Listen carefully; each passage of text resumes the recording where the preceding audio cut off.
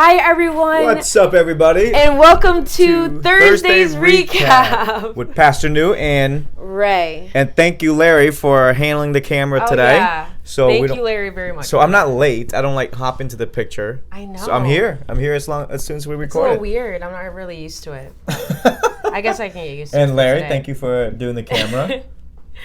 There we go. He shook the camera a little bit. Anyway, so let's get right to it. Yes, How you doing? How's your day? I'm doing good. It's been a really good week. You had a kayak accident? Yes. I cut my foot open.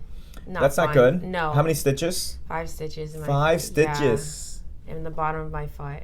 That's not good. Yeah. So in other words, when you go kayaking, wear water shoes. The lesson today is wear water shoes. There you go. Even though they're not the cutest, they will protect your feet. That's right. But how was the kayak experience? It was so much fun, and I want to go back. You can go this Sunday. I am going to go this Sunday. No, you're not. Yes, Not with your foot like that. Why? It needs to heal a little bit or dry it up. I guess so. I guess so. You used to have an open wound. No, it's closed because of the stitches. I'm joking. I promise. I'm sorry. I promise I'm joking. All right, so let's get right straight to the lesson. We're talking about turning down the noise. I know there were jokes in the congregation saying, "Turn down for what?" Like that song. Like I said, "Turn down the noise," and someone goes, "Turn down for what?" That's the first time I heard of it. You never heard that song before? No, that's the first time I heard the congregation saying it. I didn't hear the congregation talking about it. But it's okay. It's a cool joke.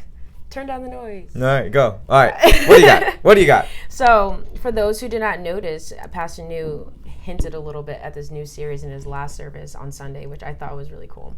But anyways. There's a lot of little hints. Little hints in my sermon that I don't talk about. Yeah, Easter eggs. You gotta look for it, you know. But this week we talked about turning down the noise. Right. And essentially, you talked about how we have to turn down the noise of our life, and all of it is just we have to turn down all of our distractions and rely on God and His Word and put Him back into our lives. So often we get caught up in the distractions and the noise of life that we forget to actually even trust in God, put our faith in God, read His Word, and rely on His wisdom to guide us through life.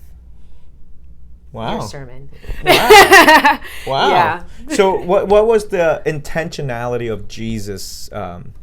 What did He do often to talk to God? What did He do? There's a point that I made. So, yes.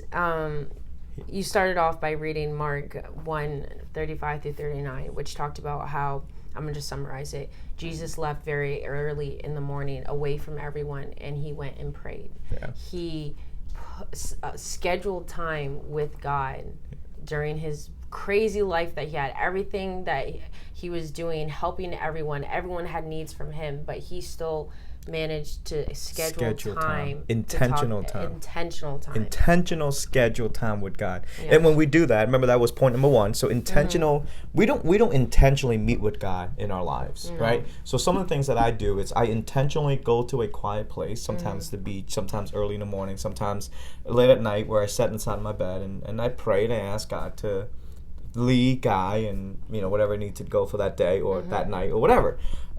We don't do that enough, but then when we submit ourselves and schedule intentional time with God, what are we saying to God? Remember point number 2?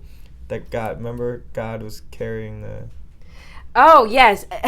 Intentional time with God is relying on God to carry our load. To load. I wrote it down. To carry the load. To carry the load. Yeah, remember I talked about my sons, every morning they come into our bedroom and they start talking, Yeah, do you want me to talk about it? Go ahead. So you were talking about how every morning your sons, I don't know if Bella comes in yet. No. Did she come and crawl? No. She's doing a crib. But they come in every morning and just start asking you for things. In the moment it could be very annoying because you're like, I'm still half asleep. Right. And they just need things. But at the same time, as a child, your parents are the ones you go to for everything with zero hesitation. It could be, I don't know where my pants are, so you go to your parents. Or it could be something big like, I'm feeling really down today. You still go to your parents. Or you get hurt, you go to your parents. Right. And you explain how as we get older, we stop going to God for things. Right. And He is our lifeline. He is our life. Just how parents are child's lifeline. God is our lifeline. Yeah. And the cool part is, as I was writing this sermon, I realized something that, and with the help of my wife as well, she pointed out that how children never go through life by themselves. Like, our kids never go through any life circumstances by themselves. They always called us for something, right? And whether they get hurt, whether they found something, or even just finding a crab and they go crazy like, ah! But every aspect of their lives include us in it.